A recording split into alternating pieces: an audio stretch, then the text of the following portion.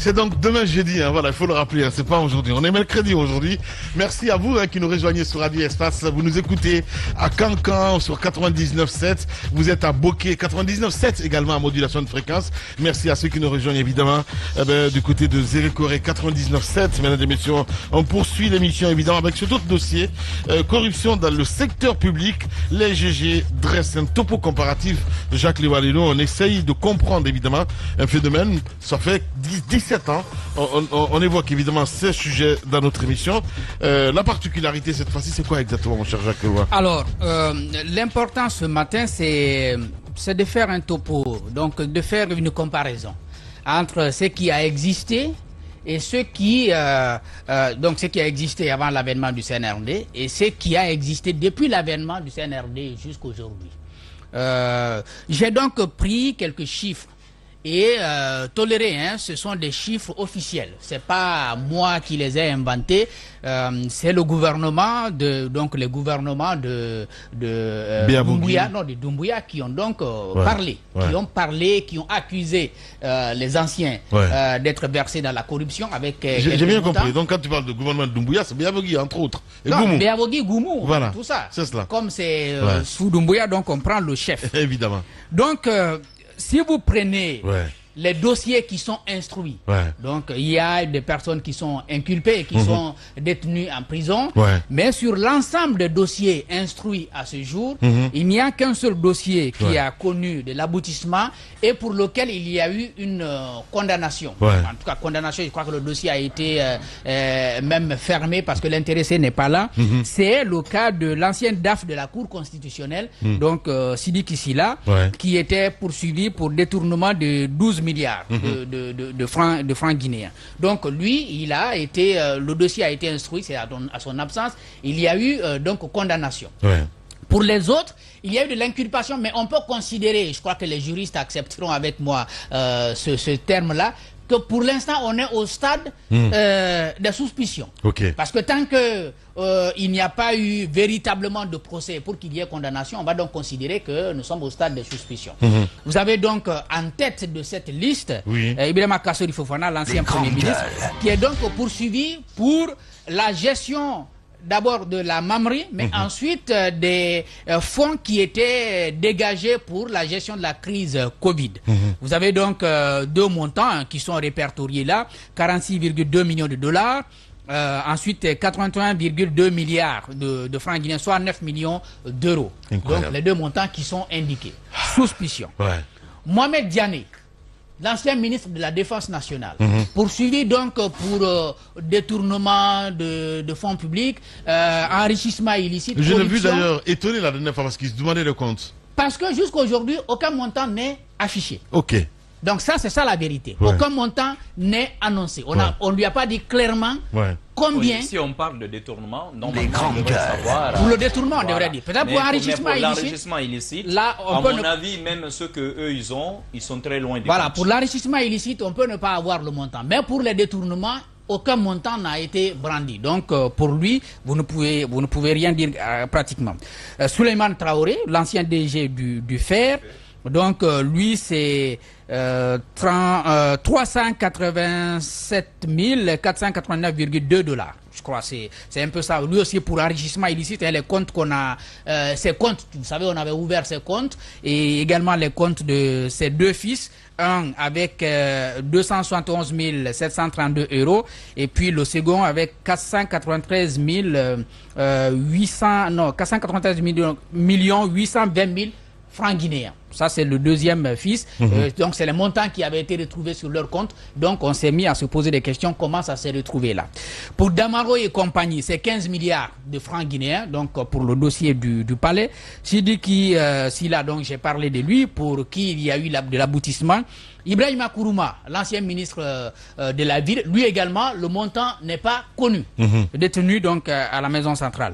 Ismaël Dubaté et compagnie, c'est l'affaire Nabaya Gate, donc c'est 200 milliards de francs guinéens.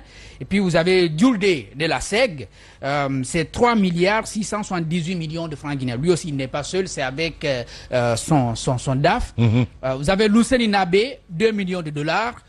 Oye Guilabogui, 50 millions de dollars dans l'affaire Sotelgui. Cabinet Silla, c'est pour, bien entendu, enrichissement illicite. Et là, lui également, c'est des comptes, plusieurs comptes qu'on a, n'est-ce pas, identifiés. Diakaria Koulibaly, montant également non connu. Ça, c'est le CNRD qui dit avoir découvert ça et qui a instruit ces dossiers du côté de la CRIEF. Tous les dossiers, comme je l'ai dit, à part, encore une fois, celui de l'ancien DAF de la Cour constitutionnelle, n'ont pas connu d'aboutissement. Donc, on est encore au stade de la présomption d'innocence. Oui. Maintenant, le même CNRD, à travers son ministre de la Justice, a répertorié quelques situations suspectes. Donc, qu'on peut ranger au même niveau pour l'instant, même si certains dossiers ne sont pas encore instruits, mais il a dit qu'il est nécessaire aujourd'hui d'enquêter, parce que il a dit clairement que tous les DAF, à commencer par celui de la présidence de la République jusqu'à celui du dernier ministre de l'ancien gouvernement Goumou, étaient suspects. Ce qui veut donc dire que l'ensemble des départements ministériels étaient tout naturellement suspects. Mais il ne s'est pas limité là. Il a dit qu'il y a des marchés, donc autour des marchés, les marchés appels d'offres et des marchés de gré à gré, qu'il a estimé qu'il y avait des choses qui se sont passées qui n'étaient pas assez correctes, qui n'étaient pas assez nettes. Je vais exactement reprendre ce qu'il a dit. Je ne maîtrise pas les chiffres. Il dit marché appel d'offres, 17 milliards, 564 milliards, 690 millions, 357 000 francs guinéens. Reprends. 17 milliards. Donc, alors, on va faire ça au lieu de 17 milliards, 17 000 milliards. Non, 17 000, suis. 17 534. Non, milliards là. Tu as dit milliards avant milliards. Milliards, c'est 1000. C'est 1000 milliards. C'est 1000 milliards. 1000 milliards. Voilà. 17 000 milliards. 17. Non, même pas 17 000. Quand même. Un milliard, c'est 1000 milliards. Ouais. Les grandes gueules. Alors. Non, un milliard, c'est pas. Contentons-nous de lire. En anglais, c'est le milliard en anglais. Mais en français, le milliard, c'est 1000 milliards qu'on appelle un milliard. Bien. Donc, contentons-nous de lire. Wow. Ceux qui connaissent des chiffres. C'est plus, hein. C'est pas 1000 milliards. Voilà. Si. Non, c'est pas 1000 milliards. Un milliard, c'est 1000 Allez, milliards. on va laisser continuer. Pardon. Marché de gré à gré. Oui. Les grandes gueules. 3 milliards, 470 milliards, 443 millions. C'est comme ça qu'il a prononcé. Donc je répète exactement ce qu'il a dit. C'est 3 milliards, Textuellement. 470 milliards, 43 millions, donc etc. Et pour les marchés de gré à gré, il ajoute que les marchés de gré à gré étaient devenus une pratique courante sous le CNRD, affectant divers secteurs. C'est le ministre de la Justice qui parle. Ouais. Donc ça, c'est clair. Il a dit que ça affecte plusieurs secteurs d'activité. Le milliard, c'est 1 million de milliards. Ok. C'est cela. Bien. Donc 17 millions de milliards, si on peut dire comme ça. Demande de cotation. On a l'argent là. Bon, c'est le ministre qui parle là. Les grandes gueules. Demande de cotation pour de la justice. Demande de cotation pour 2475 Imagine, contrats. là on est à plus de 20 milliards. 20 milliards, ça veut dire que on est à quoi? À toute une année de budget. C'est tout le budget. Voilà le budget pour une année. Oui, mais qui est mis ça en cause, concerne là. vraiment toute une année. Hein. C'est Ouais. 2022, c'est comme ça il a dit. Eh ben, Donc, demande de cotation pour 2475 contrats, donc pour un montant de 305 milliards 965 millions 327 264 francs guinéens. Il ajoute que pour tous ces marchés-là, il doit y avoir une enquête pour clarifier les choses, parce qu'il estime que les choses qui se sont passées ne sont pas nettes. Maintenant, il y a le dossier Yaya Sow. Nous l'avons évoqué, mais ça a été instruit. C'est un peu plus de 40 milliards de francs guinéens. Le dossier Pété, l'ancien ministre de la Santé, c'est 5 millions de dollars, avec une commission de 200 milliards de francs guinéens. Ça aussi, c'est officiel, parce que ça a été judiciarisé. Le secteur des jeux, ça n'a pas été judiciarisé, c'est nous qui en avons parlé, donc je ne vais pas évoquer ça. Le ministère des Transports, avec le dossier Catalyst, avec une demande de commission, je crois, de 11 000 dollars, je ne me rappelle plus exactement, mais c'était un peu ça. Une dame qui demandait clairement de l'argent pour aider, n'est-ce pas, Catalyst à être dans le marché. Le ministère des Mines, ça aussi c'est officiel parce que le ministère de la Justice a même pris une injonction. C'est 2 millions de dollars. Ça c'est, on est bien là avec l'équipe de Goumou. Donc tous les DAF, tous les EPA, documents de voyage saisis parce qu'on estime qu'ils sont suspects. Après, au niveau du ministère de la Justice, il y a les dossiers sur lesquels notre collègue Babila est revenu vendredi dernier, mais il y a notamment la question de la tournée qu'on a évoquée ici qui nous a valu une convocation d'abord à la DPJ avant qu'on ne se retrouve au niveau de la HAC. Là également, c'est un peu plus de 100 millions de francs guinéens qui n'étaient pas clarifiés. C'est quand même petit. Mais il y a derrière 5 000 € mensuellement payés par un opérateur économique à l'épouse de l'ancien ministre de la Justice. Nous sommes donc à quel stade? C'est de se dire, voilà, le CNRD a dit, le pays est corrompu, les responsables, c'est l'équipe d'Alpha Condé, avec les montants que je viens d'annoncer. Le CNRD lui-même dit, nous-mêmes, nous sommes corrompus avec les montants que je viens d'annoncer. La conclusion, c'est quoi? C'est de se dire à ce stade, le CNRD a perdu lui aussi toute légitimité pour parler de lutte contre la corruption. Ça ne veut pas dire que tout est perdu. Il peut reprendre la main. Mais en rectifiant tout. En rectifiant tout. Je crois que quelqu'un le disait quand on parlait tout à l'heure de la formation du gouvernement. Tant qu'on n'a pas fait l'audit. Parce que c'est eux-mêmes qui ont dit on est suspect. Tant qu'eux-mêmes ils n'acceptent pas de faire la lumière sur l'ensemble des dossiers évoqués par l'ancien ministre de la Justice. Et là, j'ai dit, il ne faut pas se limiter au gouvernement, il faut aller jusqu'à la présidence. Parce que l'ensemble des EPA, en tout cas la majorité, est rattaché au secrétariat général de la présidence de la République. Et l'ensemble de ces dossiers qui concernent les EPA concernent tout aussi le ministre secrétaire général ou bien le secrétariat général de la présidence de la République. Tant qu'on n'a pas clarifié les choses, évidemment, la CRIEF ne peut pas avoir, si vous voulez, la légitimité de continuer à enquêter sur les autres qui sont détenus, et je l'ai précisé avec certains dont on ne connaît même pas le montant pour lequel ils sont détenus à la maison centrale. Oui, mais attention, la CRIEF elle-même, là aussi ça a été dit, que là-bas également, il y a des soupçons de corruption. On nous a même dit que des pièces existeraient, où il y a des magistrats qui vont voir des gens à domicile, en fait qu'on a vu dans les domiciles de mise en cause. Mais il y a aussi ce qui a été... je reviendrai sur ce dossier-là après, parce que la dernière sortie de l'ex-garde des Sceaux, ça c'est plein de leçons. Non, mais en quelque sorte, on en parlera, non, on en parlera la semaine à venir. Charlie n'est pas si mauvais que ça, parce que il accepte de dire l'équipe à laquelle j'appartiens est présumée corrompue. On en parle, on reviendra là-dessus. Moi-même, je suis dedans parce que mon DAF n'est pas correct. Donc, d'une certaine façon, vous avez aujourd'hui une situation assez complexe qu'il va falloir clarifier avant de continuer tout bien entendu avec cette transition. Merci beaucoup. Dans ce cas-là, on devrait laisser les anciens ministres revenir.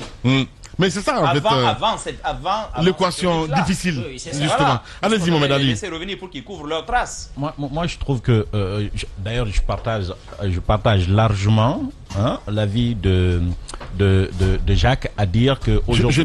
Je te donne la parole parce qu'il y a un petit souci juste à côté de toi, Mohamed Ali. Allez-y, Diba. Allez-y, Diba. Oui, bon, on a vu, ça veut dire que les dossiers n'ont pas évolué, là, pratiquement. Parce que si vous regardez les statistiques, j'ai l'impression qu'on n'a pas assez bougé au niveau de la CRIEF. Et le mérite peut-être que Charles, parce que quand il a l'injonction sur les DAF, on a dit que oui, il le fait parce que c'est tous les DAF quand même, c'est tous les DAF. Ça veut dire que les responsabilités, parce qu'une dépense ne peut être payée que lorsque la dépense est engagée, liquidée et ordonnancée. Ça veut dire que celui qui ordonne, c'est le ministre. Donc, ce qui veut dire que ces dossiers-là, normalement, tous ces ministres-là, le gouvernement qui a été dissous, devraient répondre devant les juridictions pour une question d'enquête. Jusqu'à la présidence. Je viens. Jusqu'à la présidence. Je viens. Les grandes gueules. Il y a le DAF de la présidence. Parce qu'il a parlé. Non. C'est des histoires. Ils ont voulu Non, on va en venir. Là, on est sur la communication officielle. Hein. C'est qu'ils ont fait officiellement devant le public. Bien, allez-y. Il y a l'ODAF, la mine de la présidence de la République. Donc, il veut dire que même à la présidence de la République, dans la communication, il y aurait des malversations, donc il faut des explications. Au niveau du ministère général de la présidence, la même chose. Donc, aujourd'hui, ce que moi je peux dire, c'est que, est-ce qu'on va aller vers la reddition des comptes, comme ça a été dit, l'espoir est mince. Ouais. Parce que la CRIEF, d'abord, qui a mis la CRIEF en place. C'est là le problème. Oui, c'est le CNRD. Justement, c'est là le problème. Est-ce que vous allez mordre la main qui vous nourrit? Est-ce que tout est possible avec le CNRD? Oui, tout est possible. La mine. Voilà, on a vu un maquillage ici. C'est-à-dire qu'on passe un coup de peinture pour masquer la réalité. C'est pas ça, en fait. Aujourd'hui, dans le cadre de la mobilisation de la vie publique, la reddition des comptes, à mon avis, la dynamique qu'on a montrée au début et aujourd'hui, c'est qu'il y a un échec. Vous regardez ces chiffres, vous faites une comparaison avec le régime Alpha Condé. C'est qu'on est au-delà. Mais bien sûr. Au-delà en combien d'années? Loin. Au moins de 3 ans. Moins de 3 ans. Ouais. Les grandes On gueules. est face aujourd'hui à un scandale. Bien. À une malversation à grande échelle. Ouais. Et à mon avis, la dissolution, oui, on l'a fait. Mais est-ce que c'était seulement pour ces raisons-là? Je ne pense pas. Ouais. Aujourd'hui, je l'ai toujours dit que le pouvoir normal du CNRD devait être dans l'action. On a dit on va moraliser la vie. Les grandes gueules. On va faire cela. Et aujourd'hui, il faut commencer d'abord par balayer devant sa porte. Bien sûr. Il y a des ministres qui ont été poursuivis ici, après ils ont été blanchis après. Il y a des DGA ou des DG des régies à l'avènement du CNRD qui ont été limogés sans qu'une enquête ne soit encore menée. Et aujourd'hui, on est face à ces chiffres-là. Je pense que la CRIEF, si on veut gagner le pari, la mine de cette lutte-là, il faut récomposer d'abord la CRIEF. C'est la première des choses. Parce que ceux qui sont aujourd'hui à la CRIEF, le parquet est mis en cause. Le parquet est mis en cause. Le parquet est cité dans des situations de malversation qui resteraient à vérifier. Mais si on est dans une telle dynamique, ça veut dire que même la personne qui poursuit, aujourd'hui, doit être auditée. Et ce que je ne peux pas comprendre, si on fait une telle communication, c'est parce qu'on veut nous servir un plat.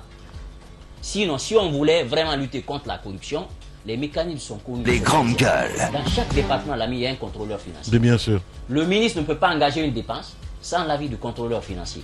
Et dans chaque département, il y a un contrôle administratif. C'est pourquoi les corps de contrôle de l'État existent. On aurait pu se fier à ceux-ci. Ils vont faire des rapports très simples. La Cour des comptes fait le contrôle judiciaire.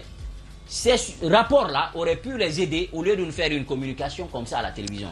Pour se donner une image, pour dire, bon, ils sont là, ils vont lutter contre la corruption. Transparence, oui, j'ai bien compris. Mais après, aujourd'hui, allez-y, ça Tamba. ne serait pas tout simplement des mots. Merci beaucoup. Moi, je pense que l'espoir n'est pas là parce que ce qui se passe. À mon avis, on va commencer par des menus frétins qui vont payer les frais. Mais les gros bonnets qui sont en train d'entretenir tout cela. Les intouchables. Les intouchables. Bien. Comme vous le Merci. Ils ne vont pas être touchés. Et après, c'est une montagne qui va accoucher d'une souris. Allez-y, Tamba. Merci beaucoup, Diba. Voilà, bien dit. Moi, je suis très dessus. Et abattu souvent, quoi, quand j'entends ça avec le CNRD. Diba, vous dites il faut remplacer. Bon, on va les remplacer par qui, en fait? Moi, c'est la question qui me vient, hein. On va les remplacer par qui? Le CNRD a créé une cour. Regardez la violence du nom de ce sigle. Quand tu entends cour de répression des infractions économiques et financières, tu es content. Le nom, c'est-à-dire qu'il inspire confiance, le nom. La cour de répression, on n'a pas dit cour pour connaître ou pour juger, on a dit c'est pour réprimer. C'est l'objectif. Il y a tout dans le nom. Donc, ça inspire confiance. Tout de suite, on dit, ah voilà, c'est ce que la Guinée attendait. Depuis toutes ces années, c'est ce qu'on attendait. Et puis on dit la cour là, elle-même là. Elle-même, on doit, c'est-à-dire il faut une cour, il faut une CRIEF pour la CRIEF. Vous le trouvez dans un pays comme ça. Et puis après, on dit, bon, il faut changer les hommes. C'est ce que je disais la dernière fois. On a un grand problème. On a un grand problème dans notre pays. Un problème, et d'ailleurs, ce que je le disais en off tout à l'heure, hein, quand on était en train de discuter, on a un problème à tous les niveaux, dans tous les segments. Nous qui sommes là, quand tu entends un journaliste parler pour une question totalement immorale, tu le vois acharné, tu défendre ça, tu te dis, mais on est où? C'est malheureusement ce peuple. Les grandes gueules. C'est ce peuple que nous sommes. C'est au milieu de ce peuple-là qu'on a nos dirigeants.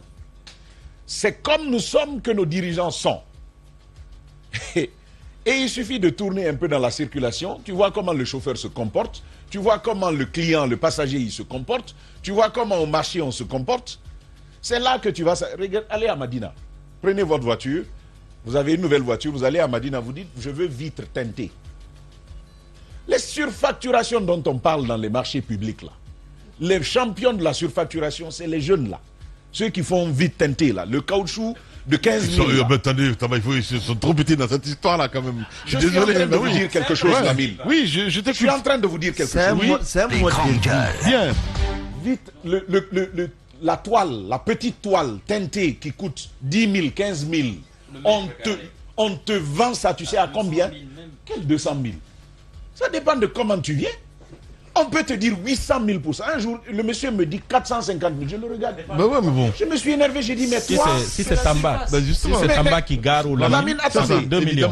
Il y a une logique. Si c'est moi qui gare. Il y a une logique que je suis en train de vous développer. C'est facturation quand même, bah oui. Il y a une logique que je développe. Ouais. En fait, c'est le peuple là qui est comme ça. Je crois que notre peuple là, on est comme ça. Non, pas qu'ici, hein, mon cher ami. Non, je vous dis, Lamine. Ouais, pas qu'ici. Non, c'est différent. En Sierra Leone, c'est pire. C'est différent. Ah bah oui, c'est pas mon qui va me dire le contraire. Tu vas pas aller prendre de mauvais exemples. Non, pas du tout. Et l'opposer à la... Pas du tout, pas Prends du les tout. bons Je suis en train de te dire de te réveiller. Prends les Oublie bons ce peuple-là. On parle des dirigeants, mon cher Tamba. Prends les bons exemples. C'est ce que je fais justement. Il y a de bons Parlons exemples. de la Guinée. Bien. Les grandes gueules. On parlait du cas de notre compatriote. En fait, moi, il me choque. En Allemagne, oui. De notre compatriote qui est parti en Allemagne, qui a étudié... Alors, laisse-moi lui raconter cette histoire-là très rapidement. J'ai un ami et je pense qu'il nous écoute en ce moment. C'était un inconditionnel de cette émission. Il m'a raconté une histoire qui m'a marqué. C'était l'année dernière qu'il m'a raconté cela. Il est dans le secteur des routes, un ingénieur hors pair. Et pendant ses années d'études, il était à la fin de son cycle et il passait un stage pratique quelque part pour valider son année. Lamine, il a été recalé. Vous savez pourquoi? Je vais vous choquer. Ici, les hommes d'affaires peuvent donner des villas à des ministres. Ici, des hommes d'affaires peuvent donner des véhicules à des ministres. Et puis nous tous, on est au courant, on dit ouais, c'est bon. Là-bas, il a été recalé, tu sais la raison? Ils sont allés auditer une entreprise. Et comme il était à la fin un peu du truc, on l'a mis un peu en lumière devant, histoire de voir ses aptitudes. Et la secrétaire est venue servir de l'eau et du café. On lui a demandé, il a dit qu'il veut du café. On lui a servi du café et de l'eau. Il n'a pas observé que les anciens avec lesquels il est venu n'ont pas touché. Lui, il a bu son café, il a continué à travailler sur les chiffres et il a pris l'eau. Au retour, ils l'ont recalé. Et vous savez pourquoi? Première chose qu'on lui a dite, ne fais jamais ça, toi auditeur. Et si ce café était empoisonné, ou cette eau-là était empoisonnée? Première chose qu'on lui dit.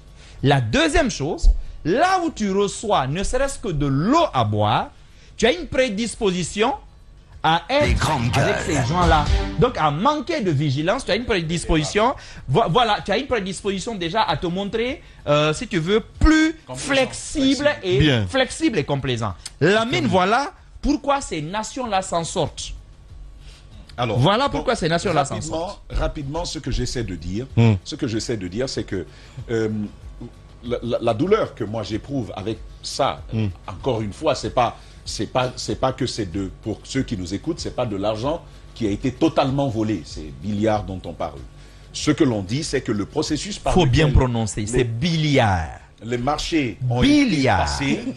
C'est millions de milliards. Bien, c'est Billiard. C'est la première fois, à mon avis, de l'histoire de ce pays qu'on parle de Billiard dans le cas de détournement. Bien. Alors, Billiard. On a compris, mon maman. Non, c'est Billiard. Il ne s'agit pas que... Ça veut dire plus de 20 millions de milliards de francs guinéens. C'est de Billiard, j'ai compris. Merci, Mohamed. 20 millions de milliards. Bien, on a compris, Mohamed. Merci beaucoup. Oui. Allez-y, Tamba. Voilà, donc, il ne fallait pas les mettre ensemble. Apportez-moi de l'eau à boire. Allez-y, Mohamed. Allez-y, mon cher Tamba. Donc, il faut surtout prononcer le R à la fin, parce que sinon, on va penser que c'est Biliaba, c'est pas Billiard. C'est un Billiard, pardon, c'est Billiard. C'est Billiard. Voilà, donc, mais pour revenir à ça, La mine, c'est un quartier de Pita. Les gars, s'il vous plaît. Bilia. Les grandes gueules. Donc, pour revenir à ce que je suis donc en train de dire, la mine, c'est du gaspillage d'opportunités. C'est ça qui me fait mal. Vous savez, c'est malheureusement la différence entre tous les hommes. Il y a ceux qui, dès qu'ils sont mis face à une opportunité, ils la saisissent et ils se construisent grâce à cette opportunité. Et il y a d'autres qui perdent une opportunité, qui en perdent une deuxième, ainsi de suite, jusqu'au soir de leur vie, ils ne se construisent pas. Ce qui nous arrive, on a eu cette transition. Et on a eu, pour la première fois, une cour de répression des infractions économiques et financières. C'était une opportunité. Et on a confié ça aux hommes. Mais c'est ici qu'un ministre des Mines va faire écrire à une entreprise pour lui dire « Je veux bien traiter de ton dossier, mais tu sais, tu t'étais engagé à nous payer 2 millions de dollars, paye. Et après, tu auras gain de cause. » De l'autre côté, vous avez vu avec le cas de la SONAP, le directeur général de la SONAP, cette grosse acquisition. Qu'est-ce qu'il en est? Est-ce qu'on lui a posé une question autour de cela pour savoir ce qui s'est véritablement passé avec tous les éléments que la presse a déversés? Est-ce qu'on lui a posé une question? C'est de la destruction d'opportunités pour un pays. Malheureusement, à l'échelle d'un pays, la mine, une seule bourde peut avoir de plus grandes répercussions. Ce n'est pas comme à l'échelle d'un être humain. Il y a plusieurs personnes qui vont manquer de soins à cause de ça. Plusieurs personnes vont mourir à cause de ça. Des générations vont manquer d'éducation de qualité à cause de ça. C'est là la douleur que l'on a quand on parle d'autant de légèreté. Parce que c'est de cela qu'il s'agit. Comme je le disais, il ne s'agit pas de fonds détournés. Bien. Il ne s'agit pas de fonds volés d'emblée. Mais le processus par lequel les marchés sont attribués pose justement le germe, prépare les gens à la corruption. Il y a eu à dominance le gré à gré. Le gré à gré. Qui est une exception normalement. Les ententes directes qui est une exception. Les exceptions sont devenues la règle. La règle. Et c'est ce qui est dommage. Vous voyez, c'est ce qui me fait mal. Et j'apprends une chose. Et si cela s'avère, c'est que cette lutte est perdue d'avance, hein, parce que j'apprends que Ali Touré démarcherait pour être ministre de la Justice. Il y a aussi l'agent judiciaire de l'État, la même chose, démarcherait pour être ministre de la Justice. Alors, si cela s'avère, c'est que ça veut dire ils avaient la main à la pâte. Bien. Et donc, garde des sceaux, ça risquerait de compliquer davantage. Et donc, pour clore, Lamine, je ne sais pas comment l'éducation peut nous aider, parce que tout le monde dit que c'est ça, mais concrètement, il y a eu pas mal de propositions qui ont été faites. Jusque-là, ça ne marche pas.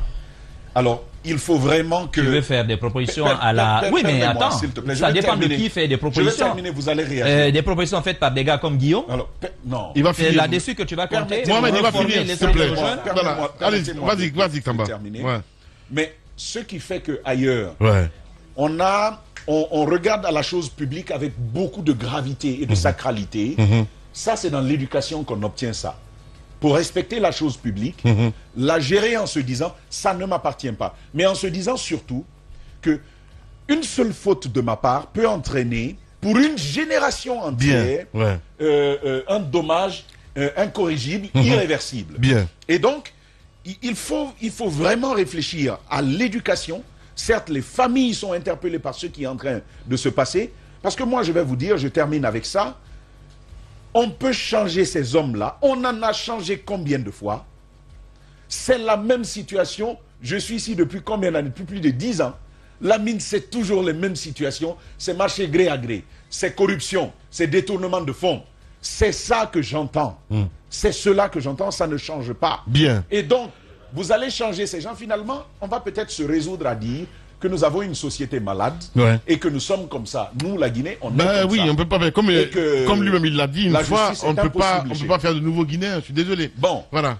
Allez-y. Il ne faut pas être aussi... Mais c'est ce que je dis justement. Ne soyez pas non plus... Il ne faut pas être aussi pessimiste. Mais non. On ne peut pas faire de nouveaux Guinéens, mais on peut amener le Guinéen à être nouveau. Bien. Sauf que vous demandez trop à cette transition. C'est une transition. C'est une transition. Je suis désolé. Allez-y. Allez-y, Mohamed. Elle nous a promis plus. Allez-y, Mohamed. Non, mais sérieusement, est-ce que vous trouvez qu'on en demande trop à cette Ben oui, je suis désolé. La mine. Ben oui. Allez-y. La mine. Les grandes gueules. J'étais en train de regarder les informations, la mine. J'ai trouvé que les pays qui sont les moins corrompus au monde, c'est des pays comme la Danemark, Finlande, etc. Et j'ai vu le type de contrôle qu'ils infligent à ceux qui veulent porter la responsabilité publique à ce niveau, ceux qui veulent être des ministres. Donc, j'ai compris, surtout, j'ai compris que là-bas, les gens se méfient même d'être responsables, en fait. Les gens se méfient. Quand tu leur proposes d'être ministre, ils refusent d'être ministre parce qu'ils ne veulent pas être soumis à tout ça. Ici, à votre avis, pourquoi tout le monde veut être ministre, en fait, Lamine? Alors qu'un ministre au temps d'Alpha Condé, maintenant là je ne sais pas, mais au temps d'Alpha Condé c'était 10 millions, 11 millions, 15 millions, ah ben c'est plus tard 15 millions, sinon c'était 10 millions 500 000 francs. C'était 10 millions 500 000, ça veut dire que Tamba était mieux payé, Tamba était mieux payé qu'un ministre de la République. Mais pourtant tout le monde veut être ministre à ce niveau. C'est justement parce que c'est là-bas où on peut piocher. La corruption justement, Lamine, c'est notre problème. Tous les projets de développement que nous avons et qui ne fonctionnent pas et sont en panne à cause de la corruption en Guinée, dans tous les secteurs. Et maintenant, c'est devenu une autre mode de vie. J'étais dans un groupe de discussion avec des amis et des grands entre guillemets, qui sont des entrepreneurs, qui bénéficient des marchés. On était en train de justement faire le profil des ministres qui pourront arriver. J'ai parlé de Malado. Fallait pas. Malado? Oui. La personne, oui, Malado Kaba. On m'a dit, je rapporte ce que le monsieur il m'a dit. Il m'a dit, si c'est Malado Kaba, il ne faut plus qu'elle revienne. Et Malado et l'ex-dame de la coopération, Mamakani, il ne faut plus qu'elle revienne. Parce que ces gens-là ne sont pas corruptibles. C'est ce qu'il a dit. Il a dit, nous on ne veut pas quelqu'un... C'est un bon point. Oui, c'est des gens qui ont des marchés. Hein. Ils gagnent des marchés, ils exécutent. C'est un entrepreneur, je veux dire. Il me dit, nous on ne veut pas de ministre qui n'est pas corruptible ici. Toi tu viens, tu fais comme si tu n'es pas guinéen, comme si tu ne connais pas la situation, et puis tu ne veux pas laisser les... Nous on ne veut pas ça. On veut quelqu'un qu'on peut corrompre, carrément. Mais puisque c'était une discussion privée, c'est pourquoi je ne vais pas aller au-delà. J'ai juste compris qu'en fait, c'est un état d'esprit chez nous. Quand tu ne prends pas, tu es maudit. C'est pourquoi quand donner une pièce à un policier dans la rue, c'est normal. C'est normal, en fait. C'est naturel, il faut qu'on le fasse de cette manière. L'un des endroits, l'une des poches de corruption dans le service public, ce sont les marchés publics, Lamine. On a mis pourtant une institution à ce niveau. Bien. Et cette institution, personne ne veut voir.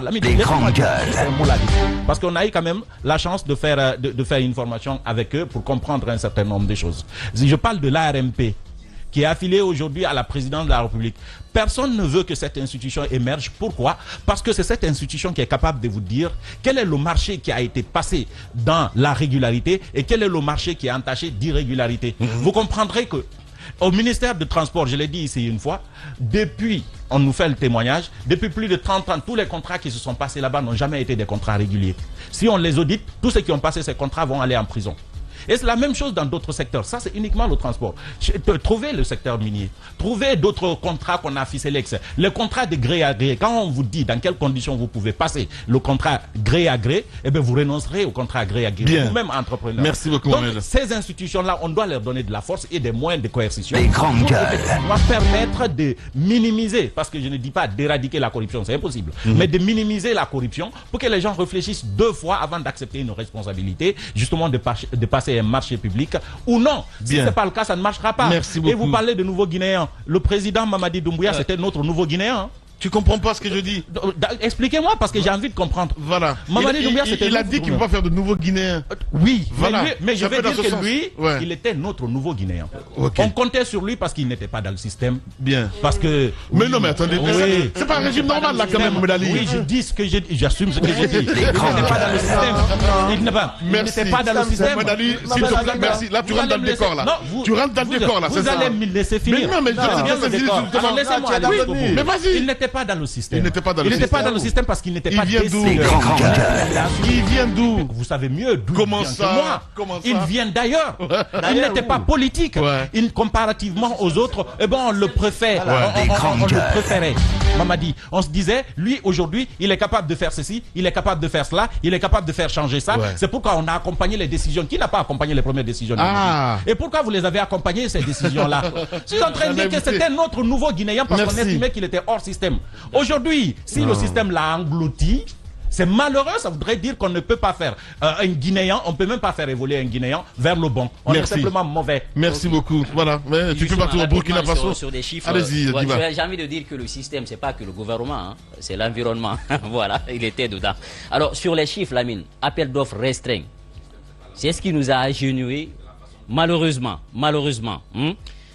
Vous avez par exemple le 17 mai 2022, au niveau du ministère de la Justice, appel d'offres restreint. On dit contrat de travaux de réhabilitation et d'entretien du siège de la Cour de répression des infractions, la CRIEF dont on parle.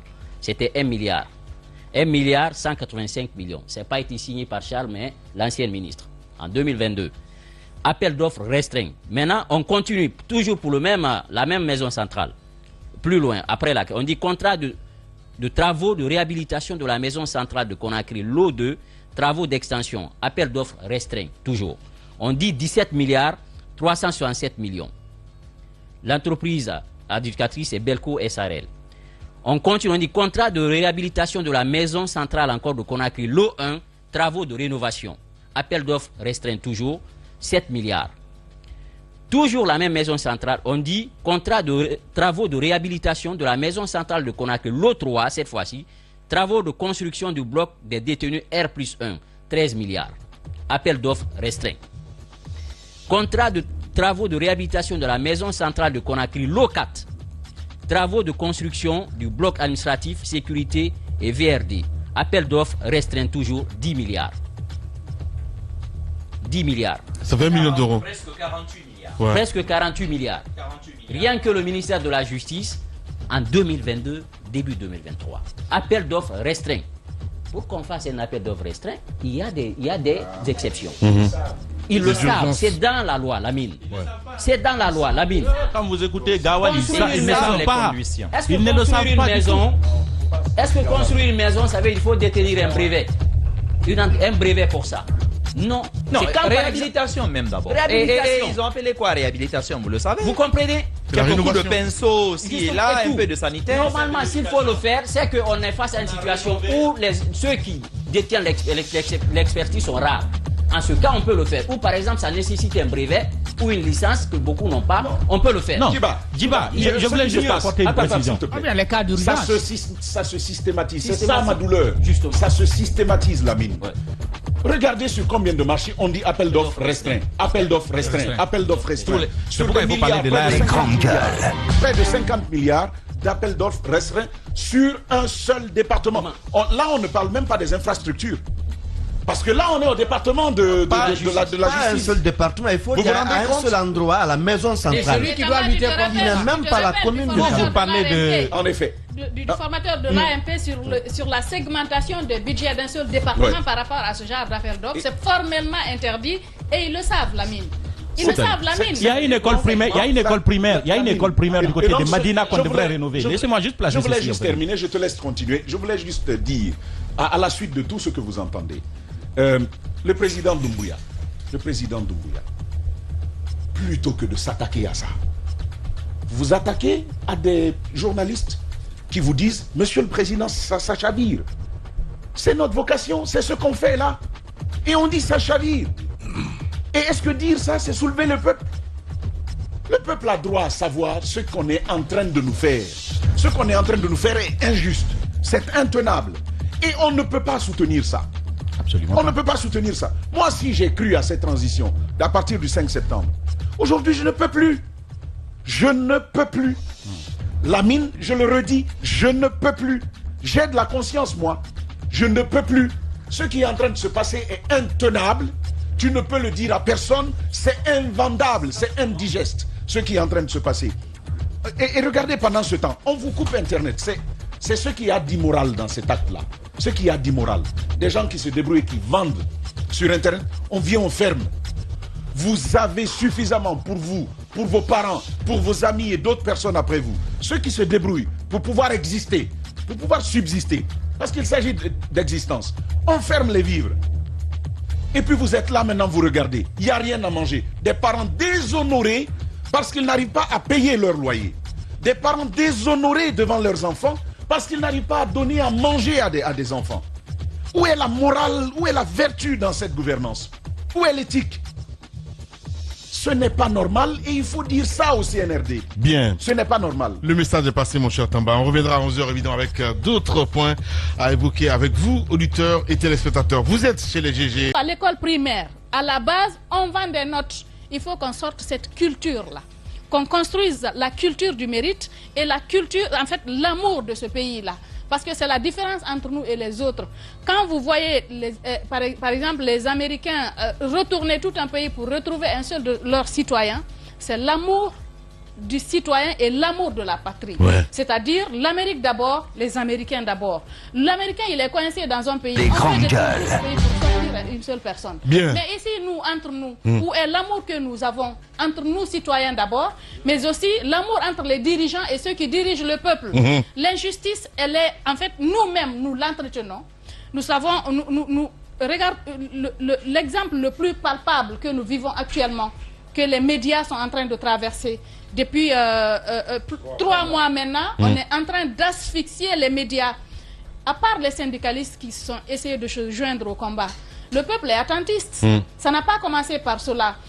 Notre indifférence par rapport au mal, notre indifférence par exemple par rapport à une personne, une petite fille qu'on viole, qu'on tue quelque part, le lendemain tu n'as personne qui dise un mot, rien de tout, ça ne se passe qu'en Guinée, c'est pas possible. L'indifférence par rapport au mal, l'entretien de la corruption, qui d'entre nous par exemple n'a pas voulu quelque part pour accélérer un dossier, donner quelque chose. Il faut construire un nouveau Guinéen. Que chacun se dise, si je ne corromps pas, je n'entretiens pas non plus la corruption. Mais il y a des gens qui ne corrompent pas, mais qui entretiennent. Parce qu'ils peuvent payer des sous pour faire bouger des lignes quelque part, ou pour placer quelqu'un quelque part, ou bien ils peuvent passer un coup de fil pour placer une personne dont ils savent effectivement qu'ils ne méritent pas d'être à un poste. Mais puisque c'est un proche, c'est l'affinité. Et c'est ça la culture des choses en République de Guinée. Si nous voulons que les choses changent, il faut changer le Guinéen. Et ça, qui va changer le Guinéen quand les choses sont pourries à la tête et qu'on nous vend des rêves qui ne se concrétisent jamais, je pense qu'il y a du chemin à faire. On est en train de rêver, on est en train de faire des ébauches de sortie de crise, des ébauches de solutions dans ce studio. Mais nous savons que concrètement, il n'y a pas cet homme ici pour pouvoir réaliser ces rêves que nous faisons là. Pour l'instant en tout cas. Et c'est lui qui va le faire. D'où viendra-t-il? C'est la grosse question qu'on se pose parce que nous avons tous les textes qu'il faut pour que les choses marchent normalement. Mais les hommes que nous avons eus jusque-là, personne n'est en mesure de faire en sorte que cela se concrétise. Merci beaucoup, madame. Allez-y, Mohamed Mara. Moi, je vais commencer par un message au président Doumbouya. J'ai envie de lui rappeler ces foules déversées un peu partout dans les rues de Conakry, en train de l'acclamer.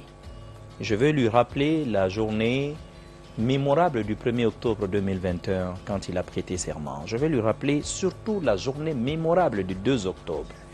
Qu'il se rappelle ces bains de foule quand il est venu, quand il a paradé un peu dans la ville, qu'il a terminé avec les jeunes sur l'axe, un peu partout dans la ville. Je veux qu'il s'en rappelle parce que c'est l'espoir qu'il a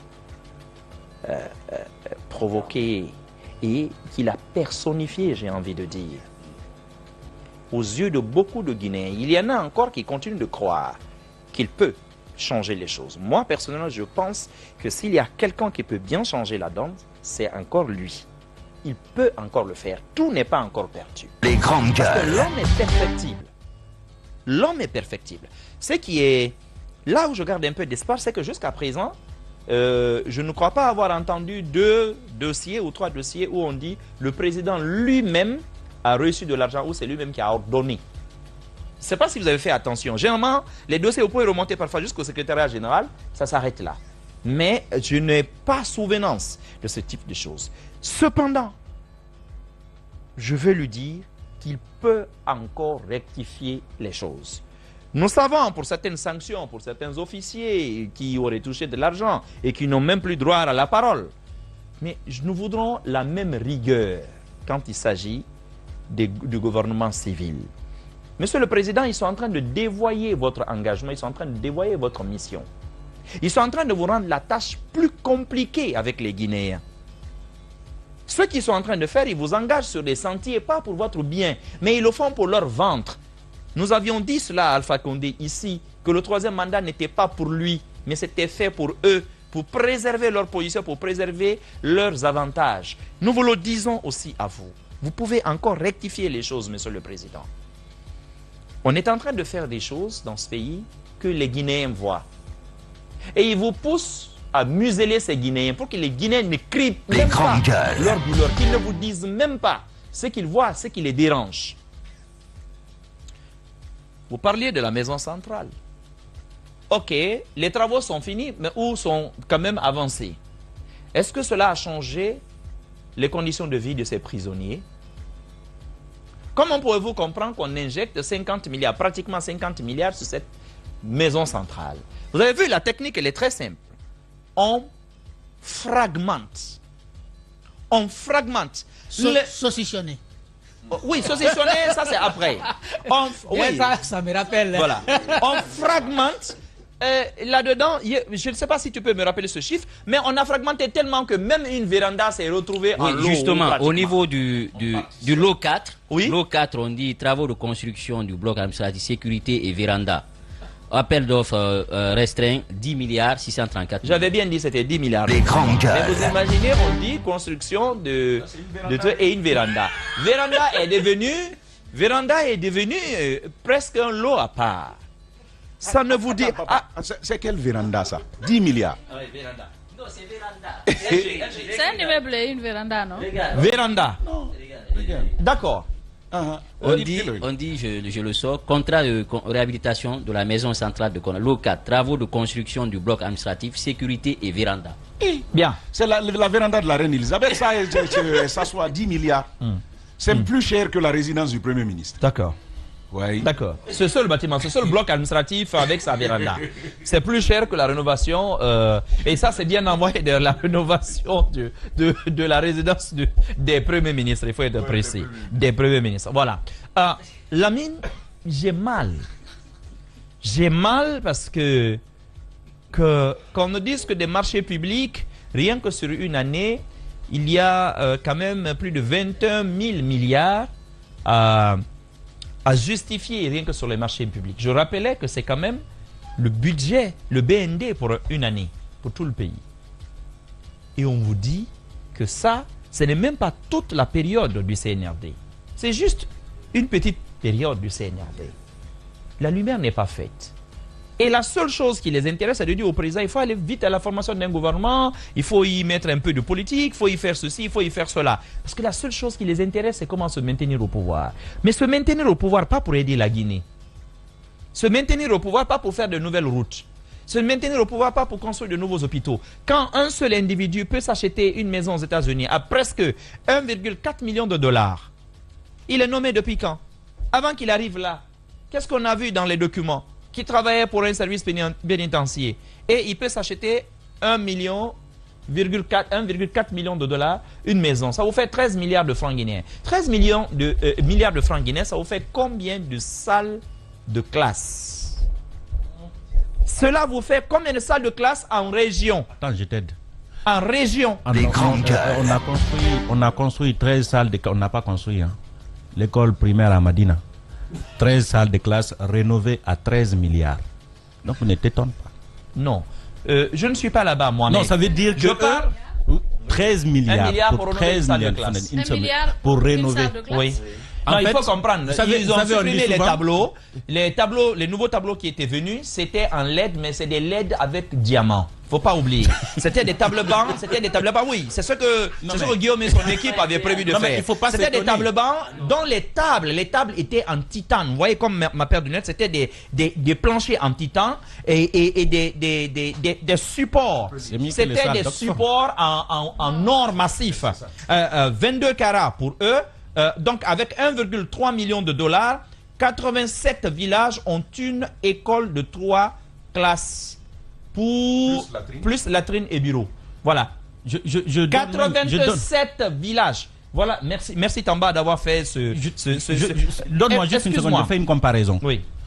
Quand on a su que c'était une salle de classe à 1 milliard, 13 salles de classe à 13 milliards, le même jour, on a eu une communauté du côté de Beila où ils se sont associés pour construire 16 salles de classe à l'aide d'un ressortissant, au total qui n'a coûté que 200 millions.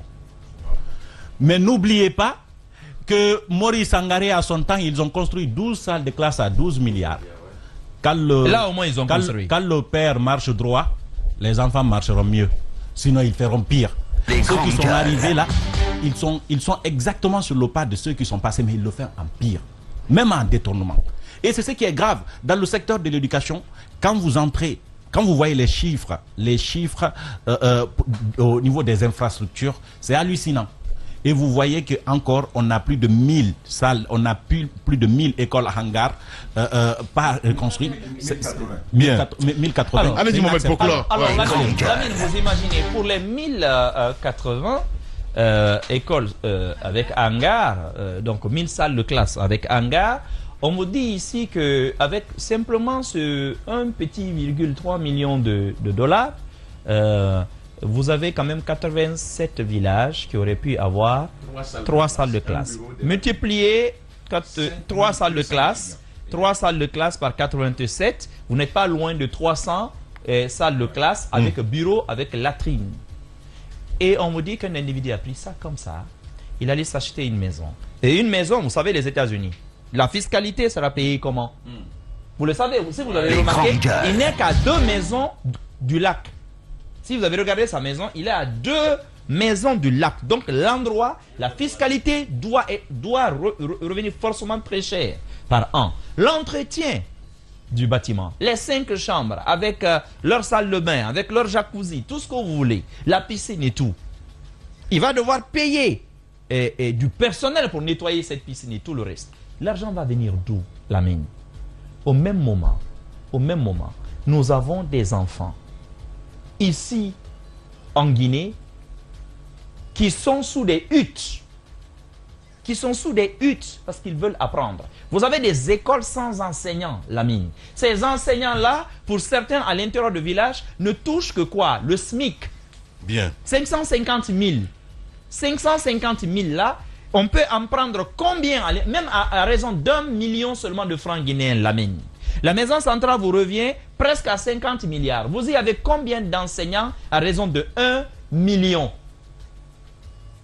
À raison de 1 million, soit 12 millions par an, vous y avez combien de dizaines, voire de centaines pour... Bien. Mais Lamine, si cela ne vous heurte pas, si cela ne heurte pas le CNRD, c'est que le CNRD deviendrait un espoir perdu pour les Guinéens. On y a mis nos tripes. On y a mis notre cœur. On y a mis de l'espoir. Parce qu'on s'est dit, je vais vous dire une chose, il ne faut pas qu'ils pensent que les gens sont contre eux. Simplement qu'ils comprennent que s'il y a ce moment de recul, voire même parfois de répulsion, c'est uniquement parce que les gens se sentent déçus. On les attendait sur un chantier phare, la lutte contre la corruption. Certains, aujourd'hui, peuvent vous écrire des livres sur l'art de la corruption. Ici, dans le gouvernement même qui a chuté, certains peuvent vous l'écrire. Certains peuvent vous écrire des livres sur l'art de la concussion. Certains peuvent vous écrire des livres sur l'art de cacher, de maquiller les comptes publics. Merci beaucoup, Mohamed. Ouais, merci beaucoup. Certains sont devenus de vrais idéologues de la corruption. Bien. Et au même moment, les parents sont assis où? Ils ne sont pas loin, ils sont à la présidence pour la plupart. C'est eux qui font nommer les directeurs généraux. C'est eux qui font nommer les ministres. On sait, depuis qu'on a dit dissolution du gouvernement, Lamine, tu sais que la foire au décret a été relancée. La foire a été relancée. Quelqu'un me disait dans une boutade il y a 2 jours d'aller déposer mon dossier parce qu'on a ouvert, tout le monde peut déposer le dossier. J'ai dit, Dunia. Bien, allez-y, Daouda Mohamed. C'est pas possible. Moi, je crois que... Voilà. Vous êtes vraiment fataliste dans ce studio ce matin. Oui, c'est incroyable. Un peu d'espoir. Vous savez qu'à un moment donné, la mine... Allez-y, Daouda Mohamed. Vous savez qu'à un moment donné, le studio, il devient chaud. Parce que ce qui se dit, on pense par moment que c'est superficiel et ça peut vite tout se passer. Mais quand on va plus en profondeur, on est triste. On est triste on et se rend compte que la pilule est difficile à avaler. La pilule est difficile à avaler. Et au point que, parce que quand vous analysez en profondeur, je comprends bien Tamba quand il dit que lui, il est perdu. Nous on est comme ça. Oui. Oui, nous on est comme ça. Parce que aujourd'hui, quand dans c'est pas propre à la Guinée, Sénégal encore, c'est pire. Oui, allez-y, Daouda Mohamed. Allez-y, Daouda Mohamed. Tu as parlé de la Sierra Leone. C'est le Sénégal aussi, évidemment. D'accord. C'est encore pire là-bas. De toute façon, pendant que tu es en train de parler du Sénégal, j'ai mon ami Ousmane Kamara qui me dit, dis donc, je vous suis ici 5 sur 5 parce que le réseau ici, il est bon. Bien. Il n'est pas le réseau du paradis. Bien. Je sais pas qu'est-ce que tu fais au paradis encore. Alors, oui. s'il n'y avait pas la boxe à Bokeh, à cause de toi, on aurait offert Bokeh à la Guinée-Bissau. Donc, parfois, je me demande si tu es guinéen. Donc, je me dis qu'aujourd'hui, nous sommes nous-mêmes le problème. Nous sommes nous-mêmes le problème parce que lorsque vous devenez ministre, vous devenez directeur général, vous devenez ceci ou cela, si vous ne vous enrichissez pas, c'est nous-mêmes, peuple-là, qui vous disons que vous êtes maudits. C'est nous qui disons que non. Mais non, il y a des exceptions quand même, Daouda Mohamed. Voilà, quand je prends Gassama Diaby, tu prends Hiro, entre autres. C'est des gars qui sont partis. Gassama, par exemple, c'est bien sûr. Il y avait des milices pauvres ici, les gars. Oui, mais il y avait des milices pauvres quand même. Allez-y, Daouda Mohamed. Oui, mais ferme le micro. Allez-y, Daouda Mohamed. Oui, je vais, mais le micro sont ouverts. Non, mais on ne m'entend pas. Alors, je disais,